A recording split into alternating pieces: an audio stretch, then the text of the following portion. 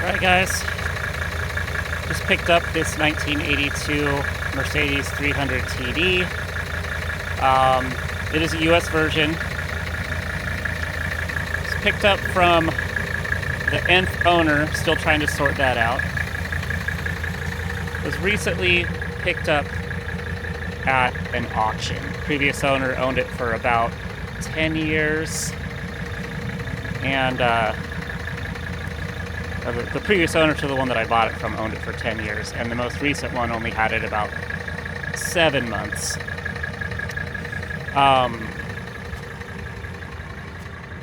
Sold it for about what he paid for it from auction, plus the parts that he got for it. The intention to fix it up, but just didn't have the capacity to do it.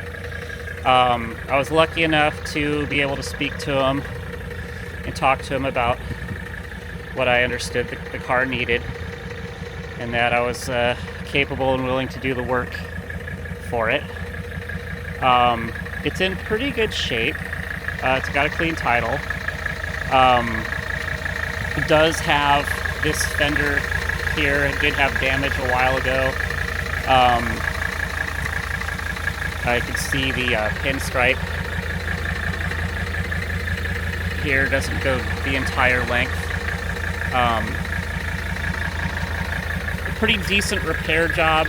A little structural metal replacement behind that headlight, but not to the frame. And no alignment issues or anything. Everything's straight. So a proper repair was done. And I have not really gone over it too much. Drove it back last night. Cold started this morning. Took a bit. It's 37 degrees outside. I think we've got a few glow plugs out. It's my infrared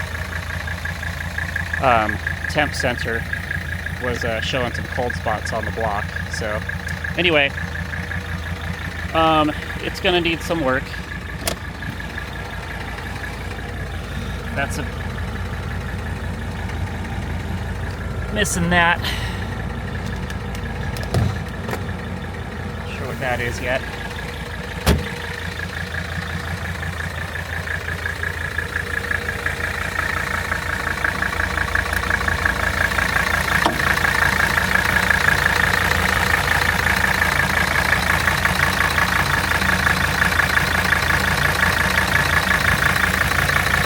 Got some oil.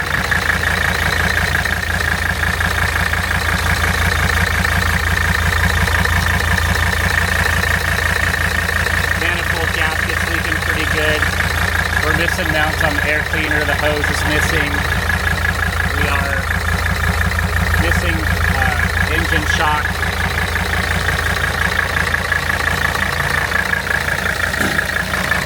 We got a slight drip here on that last night. That looks to be proper Mercedes lines that had been changed more recently. But it did drip and spray when I was on the freeway last night. We sprayed a little bit of from the fan, and we got this oil coming here on the inner fender well. No major loss. It was caught before anything major. But this is how I found it, and I just want to show it how I found it. This is a English red.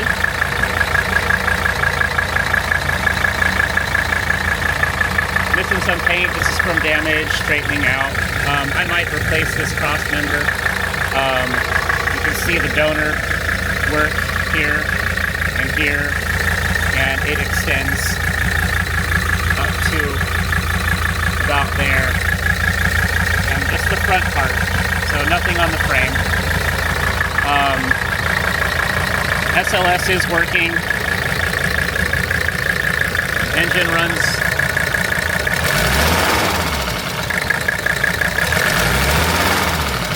reasonably well. I'm gonna kill it now.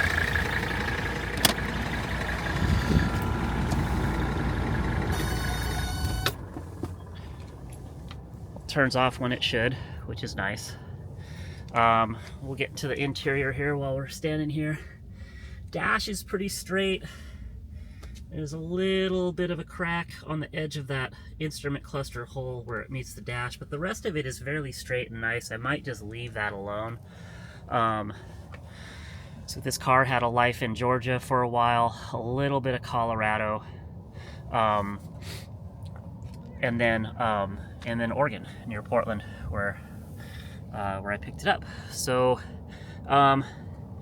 you know, below the rails, the door rails are all really nice and clean. There's no rust on anything. These are the original doors. None of the doors have been replaced. They are all English red behind the panels. The electrics were switched out for manual windows, which I'll live with for now. Maybe I'll switch it back to how it shipped later. I'm fine with manual windows. Double stitch seats. Could be worse. Padding's completely shot. That coconut horsehair, but the coconut padding is all fallen out on these. So I've got some rubberized nice padding to go in here, and we'll clean that up, and we'll deal with some of these stitches. At least when they did the conversion, they were thoughtful enough, thorough enough to get rid of the switch panel and not just have switches sitting in there. The original Becker does work. The heat HVAC works except for the AC. There's no belt on it. I don't know if it works outside of that. All the instruments do work. Mileage is correct. There is no... Don't know if this is a kill switch or not here. We'll figure that out later. Underneath the... And it did come with these nice rubberized mats. There's a Mercedes mats, and they do work nicely. There's no moisture on this. All of these panels are really clean and nice. I don't feel any moisture or seen any signs of moisture on this car. The carpet is good. This area right here typically wears from footrest. That's in good shape. The cream colored floor mats, that's going to clean up really nice. This is just dirt, but that's going to clean up really nice. Really great to see that. Those are usually worked on this cream color interior. The pockets are intact. Same on the floor. The floor is the same all around. Got a sturdy mirror. Little bit of separation here, but that's livable. The sunroof does open and close easily. I'm not going to reach in and do that with one hand. You can see the headliner is in nice shape. The rear seats are also in pretty good order. Pleats are kind of going out on that, so that's something I might deal with later. Let's get back here.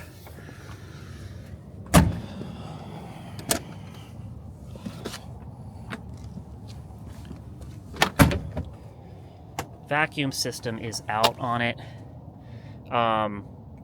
You can see on the rear, they just, yeah, good enough. You know what? I'm not dying about that. This window failed at some point, and they put my most unfavorite thing, duct tape. Clearly you can see the remnants of the duct tape on it, on the tint, which is kind of a bummer. We'll get that off. That's just some annoying work. And you can see some of that padding is on the floor here still. It's still coming out. Flat seat backs. This is an 82. All the seats fold forward and do what they're supposed to do. This did not have the double blind. This panel I'm thrilled about. That's in really nice shape. And anytime you see these things straight like this, it's a good sign that you didn't have a lot of moisture in your car when that panel is straight, because those are paperboard, pressboard type material. They're formed, and when you have moisture in your car, it doesn't just rust, but even if it's sitting in there in places where it doesn't rust too much, it's going to cause those panels to warp and sag, and especially that one. That's notorious for getting out of whack. Tires are good all around. This guy, the previous owner that put a lot of money into this thing at a very good repair shop, a highly regarded repair shop, did a lot of work. Newer tires, brakes, it looks like. We'll go to crawl under the car eventually and check the SLS. The CV joints look really good. The struts stay up like they're supposed to, and it is, like I said, like 38 degrees out, so you know the hydraulics are working properly if it's doing that in the cold. This is the tool panel here. This is broken. The little coming apart here. We can glue that back. We'll try to save this thing. These panels aren't the easiest to find. It's in good condition. It just needs to be rehabbed, and it isn't screwed down. There's no rust back here in this compartment. It's in really good shape. There's no rust behind the, I'm not going to pull the wheel out right now, but the spare back there doesn't have any rust or damage on it either. This tail light is hella wonky. This thing looks like crap. I've been to yards, a ton of yards, and seen quite a few of these things in and out of yards. This is the worst tail light I've ever seen. So for the time being, I have some China knockoff tail lights that I'm just gonna throw on here till I find a good candidate for that. Came with a bunch of stuff. There's some studs. You can see that up close. Got studded tires too on some trashed rims, which is what you put studded tires on. 2 rims. It did come with what I figured to be a T50, 190 SL, 300 SL, W221, I could be wrong. Brake booster, blower motor, that looks, well, that's pretty damn nice. We'll find out about that a little bit more later. I'm gonna have to sell some of this stuff to recoup some of my cost. You know, there's some parts in here. We got motor mounts, engine shocks as well. There's a whole box of rebuilt injectors that was in here, and shields, and pardon my camera work, I just got this thing, so we're learning the curves. There's a blinker to go where the broken one is, and it's just a little less broken, so that might work. Probably won't. Probably find a different one. It also came with an SLS delete kit, full kit. This has the coils, this has the block off plate, we've got struts back here. Super glad that wasn't done. We've also got some 83 on window crank handles. I don't know what that rubber thing is. Custom cut floor mat for the back, which is pretty tight. Pretty stoked on that. Got a whole, this bag is a whole bag of door seals specific for a wagon. Yeah, anyway, that's it. It's pretty straight. Like I said, it's got that damage. It's been repainted.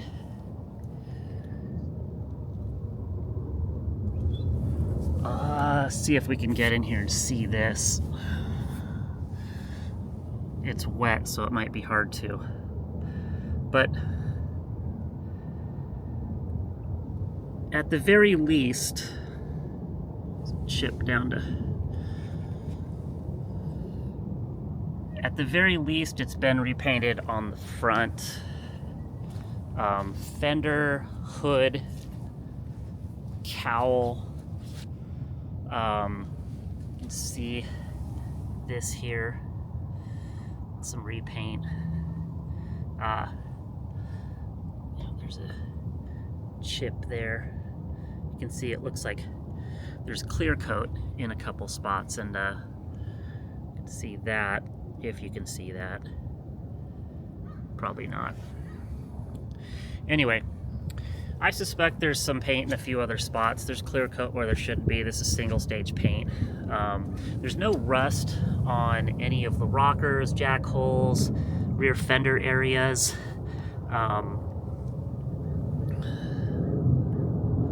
There we go.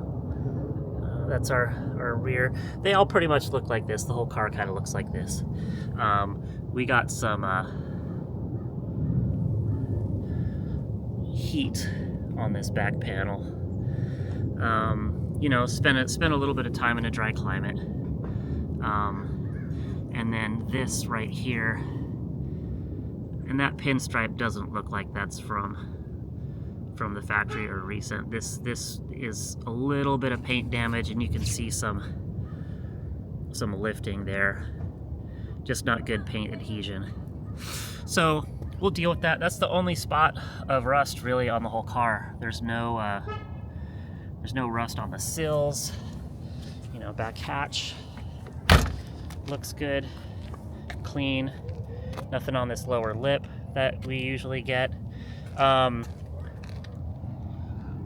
you can tell, it's been in Oregon for a little bit. Is moss. Anyway, it's you know, it's a good car, and I will do some sorting, do some work to this, figure out what's been done previously at the shop. Brakes look like they've been done. It's a great car, and it deserves the work. So stick around, we'll have some updates as we go along.